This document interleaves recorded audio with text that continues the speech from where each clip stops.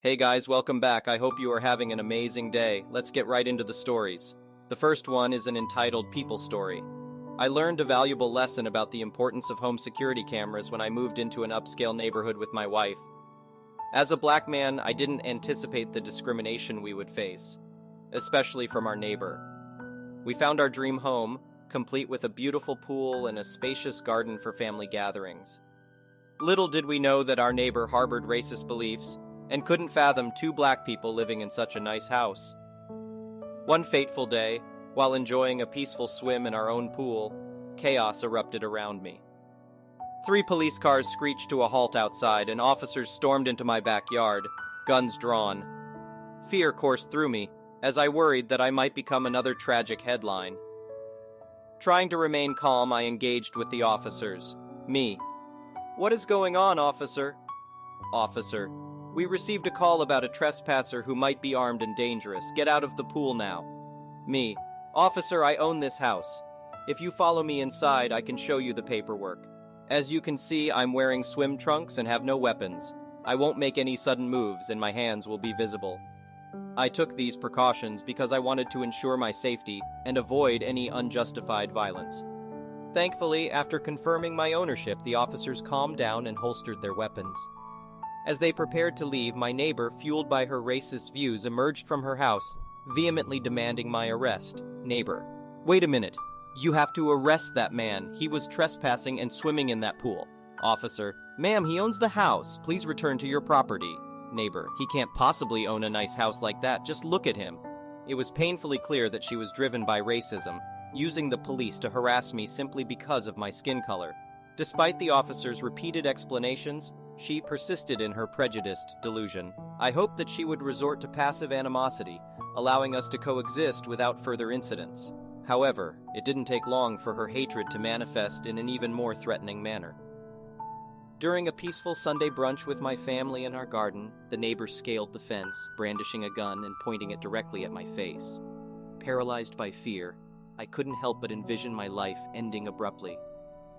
Neighbor: "I've called the police again due to all this noise.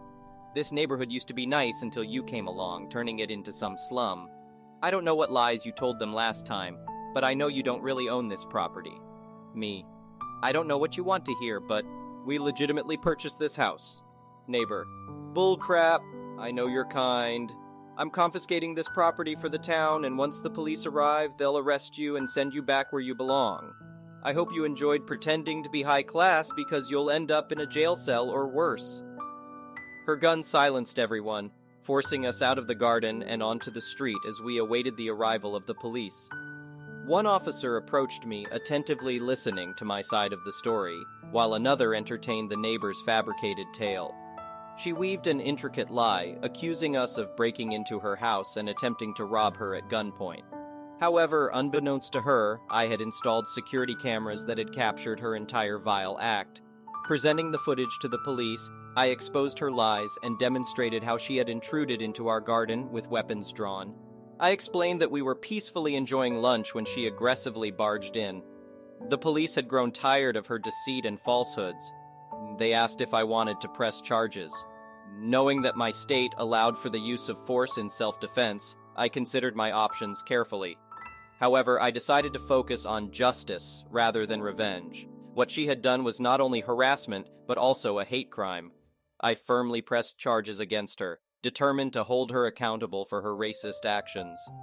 Within moments, I watched as my neighbor was handcuffed and placed in the back of a police car.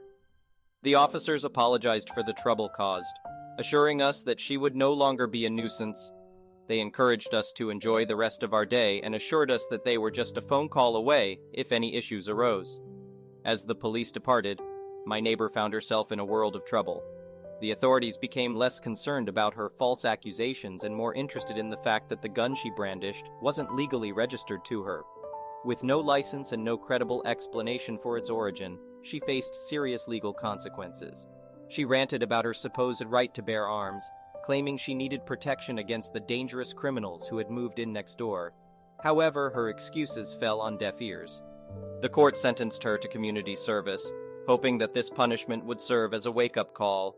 They warned her that any future transgressions would result in more severe consequences, including imprisonment.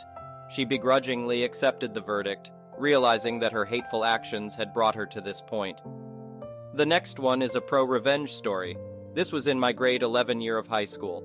My computer class had a year-long substitute teacher because our amazing teacher was out for a year working on a government contract. Our previous teacher was outstanding. He had 6 different classes in our classroom, all happening at the same time: computer repair, programming level 1, programming level 2, networking level 1, networking level 2A, and level 2B. He would give a lecture for each of the classes on a specific day of the week: programming on Monday, repair on Tuesday, and so on. We would all work in our own groups, and everything went quite well. The next year came around, and I found out that we had a sub for the year. I had 2 back-to-back blocks in this class because I was doing 2 courses. I wandered up to the class to see what kind of teacher we were dealing with, mainly interested because I was almost certain whoever they found did not have the credentials to teach at least half of those classes. The new teacher was a foreign woman that none of us had ever heard of before. For the purpose of the story, we will call her Mrs. S. I went and found my friends to tell them what I had seen. We were all optimistic because from a very short conversation, she seemed quite informed and had a good background. It didn't last long. On the first day of class, Mrs. S introduced herself as a programming teacher who had been in school for 4 years. She went on to tell us about her programming experience in Microsoft Excel and Microsoft Access. She then told us that the programming students would not be doing the Java and C++ course we had signed up for, and would instead be doing database and Excel because those are what she learned, and she said, they will be more useful than C and Java. She also went on to suspend all lunch clubs because she didn't think high school students could be trusted with computers alone. Understandably, some of us were quite upset about that, considering that we came there to program. She also did not give the repair people or the networking people any kind of support, and completely stopped their lectures as well, preferring to let them figure it out themselves and self-teach without giving any of the resources to do so, and occasionally throwing out a test pre-written by the last teacher for her. This continued for about 2 weeks until one day she came in and said, quite irritated, that we would actually be doing the Java now unless we wanted to keep doing database. So we switched to Java, and she basically left us out to dry from there. Because she wasn't teaching database anymore, she came to harass people in computer repair. First, she told us the shop room was too messy and made us throw out 90% of our training workstations and equipment because they were not important in her eyes. Equipment that did not belong to the school but actually belonged to the other teacher. We took home what we could steal for safekeeping, but she did end up throwing out a few $1,000s worth of equipment. Then she started imposing stupid rules on us, such as, you can't have the computer on while you are troubleshooting inside because you could electrocute yourself. Or, you don't need the case open to troubleshoot motherboard lights.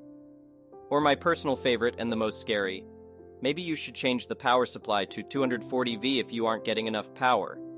We followed most of her stupid requests as much as we could because she threatened to lock us out of the lab room and give us only textbook work if we didn't. Needless to say, it was a challenging time. One of the students in the networking area got fed up and started doing his own coursework and lecturing to us, so that we could at least get some kind of use out of the courses. To his credit, it was all very good, but Mrs. S had the audacity to force him into doing it from there on out, and then turn around and give him low grades for not getting his own work done on time. A few months of this very uneasy balance went by, and my mother came down with colon cancer. I had already had a handful of other family members suddenly taken from me by cancer, so understandably, this was a very stressful time. I was joking with my friends and trying not to break down over the whole thing. I had a very unstable laptop running Linux that would crash if looked at funny and had a horrible habit of corrupting the OS when the battery died because the reserve shutdown sensor didn't work anymore. The battery always read 0% but would go for an hour or two. While I was working on the school desktop computer, I had a few pages open that I was taking notes in, and a Facebook tab so I could keep in contact with my mother because she was in surgery, and I was waiting for her to come out.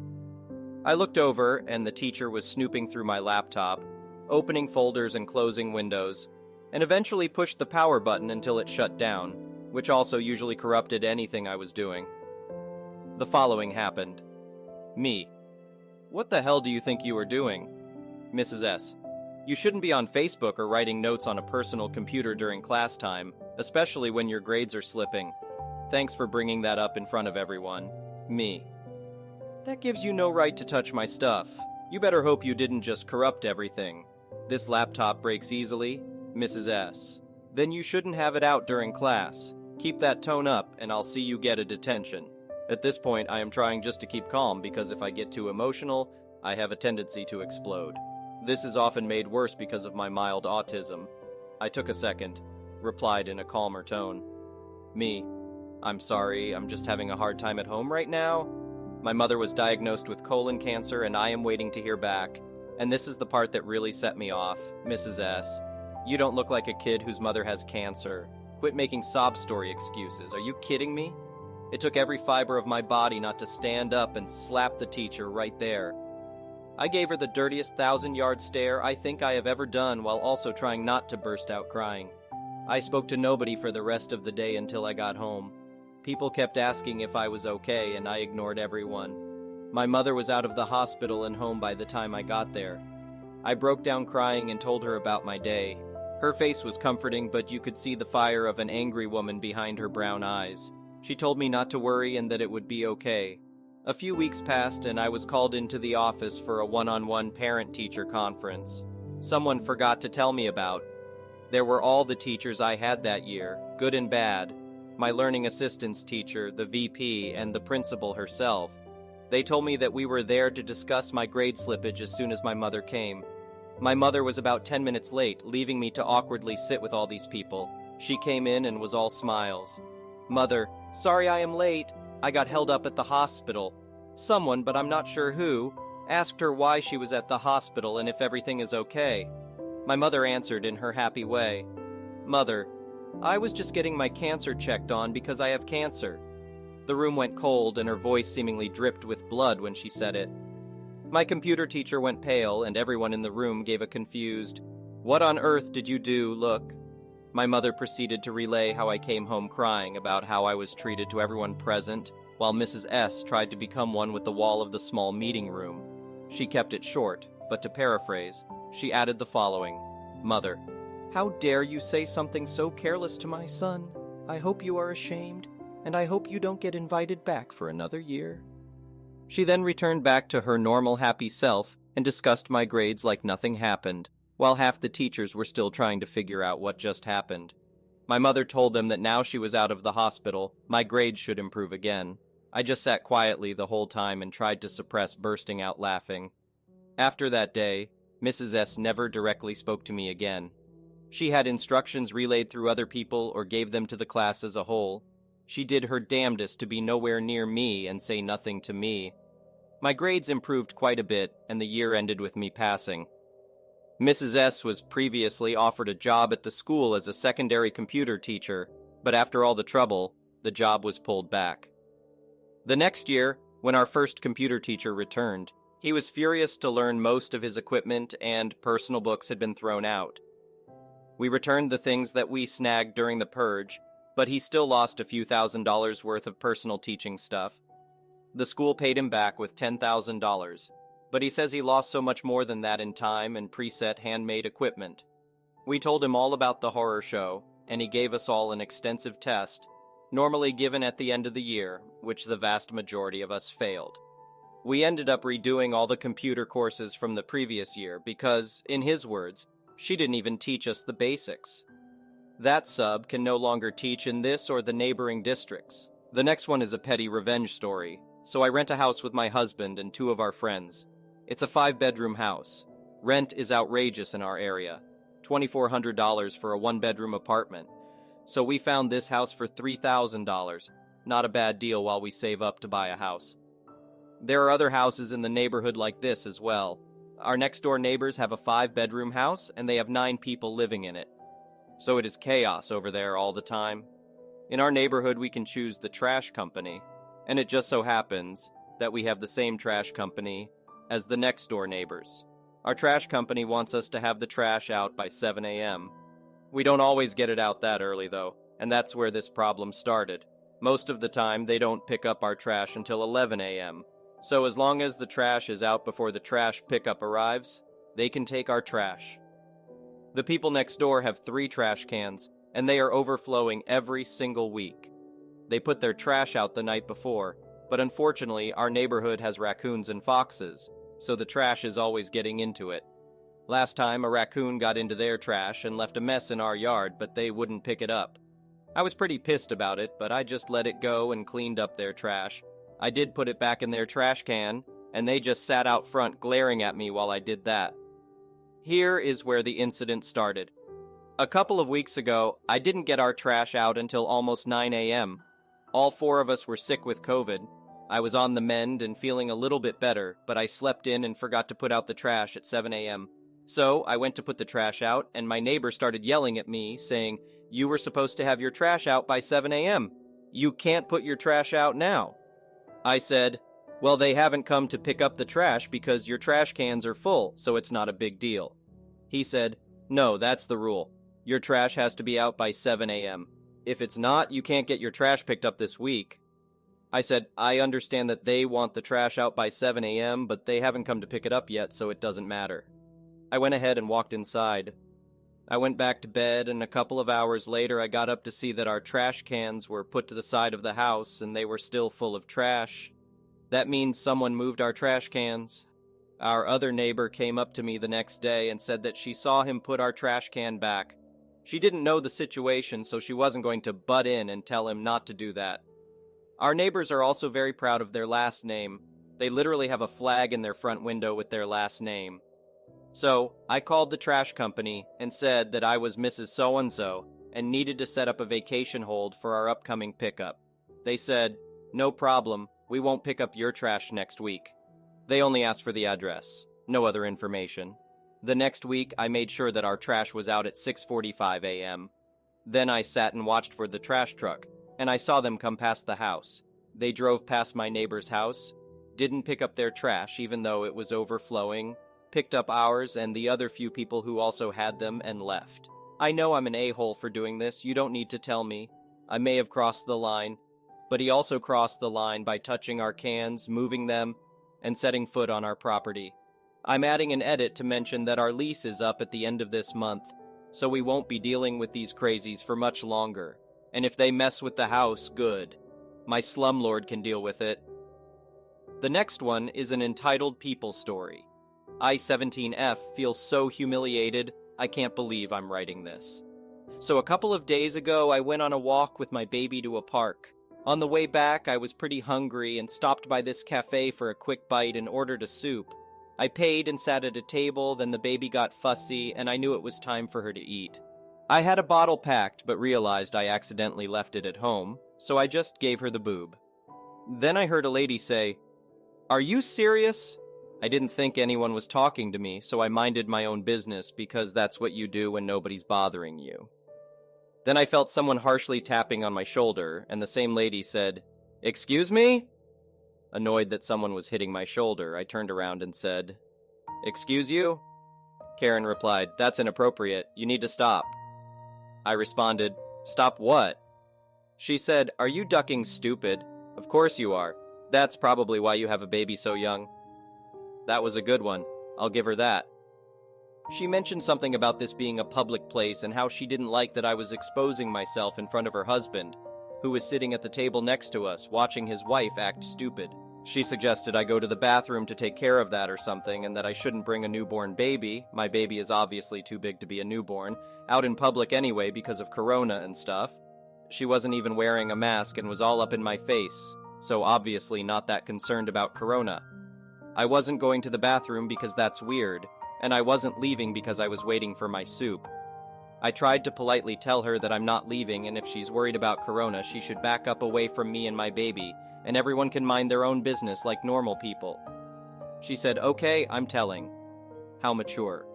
She walked off, and I looked over at her husband, and he said, "You should be more modest." I just cringed at him and looked away because I'm not about to argue with a grown man. The manager eventually came over and said I needed to stop or leave. I was kind of mind blown because I thought kicking someone out for breastfeeding was illegal, but apparently not. I said, "Well, she's hungry, and she's going to cry if I stop, And I'm not leaving because I'm waiting for my soup, which they said would take 20 minutes because of something going on or whatever. And at this point, there would be about 15 minutes left. So, can I get a refund? He said they don't do refunds, but can give me restaurant credit like a gift card or something. But I'm definitely not going back there, so I won't need that. And I just left. Of course, Karen mumbled a few things about me being a slut or whatever to the manager, and I told her to shut up. Then she started screaming, but I walked out the door before I could hear her tirade on me, and the manager stopped her from following me. By the way, I'm in Los Angeles, which isn't a really conservative area. But yeah, that was my first experience with a Karen. The next one is an entitled parent story. Our household always revolved around money, even though my mom made more than enough money, and we were not struggling by any means. She complained about every single thing she had to buy for us. Everything. Food, clothes, medical expenses, toys, laptops, phones, school costs, everything. We always knew exactly how much we were costing her. We didn't dare ask for unnecessary things like leisure activities, expensive toys, or hobby supplies. We started working very young, and she manipulated and guilted us into giving her all the money we earned to pay off what we owed. When I turned 18, she completely cut me off financially, but kindly offered to let me rent my bedroom out from her, and sent me an invoice of every cent I've ever cost her, totaling over $700,000. She billed me for Christmas and birthday presents. She even billed me for her medical expenses during the pregnancy and delivery, and wanted me to back pay rent to live in the house from birth. She did the same to my sister 2 years later when she turned 18. We were supposed to pay her back over time starting the day we turned 18. Both of us were still dealing with a lot of internalized guilt from her constant manipulation, so we actually did pay for a while. Aside from necessary expenses, our entire paychecks were going to her. We rented our bedrooms in her house, and she separated her food, cleaning supplies, cookware, and tableware from ours and charged us to use them. She generously included the use of the household appliances in our rent. It wasn't until I was 21 and my sister was 19 that enough people had told us this whole arrangement was unhinged that we finally snapped out of it. We moved out together and have stopped paying our mom, or even contacting her at all. Thank you for watching. I would really appreciate it if you could like the video and subscribe to our channel if you haven't already. We'll see you again tomorrow.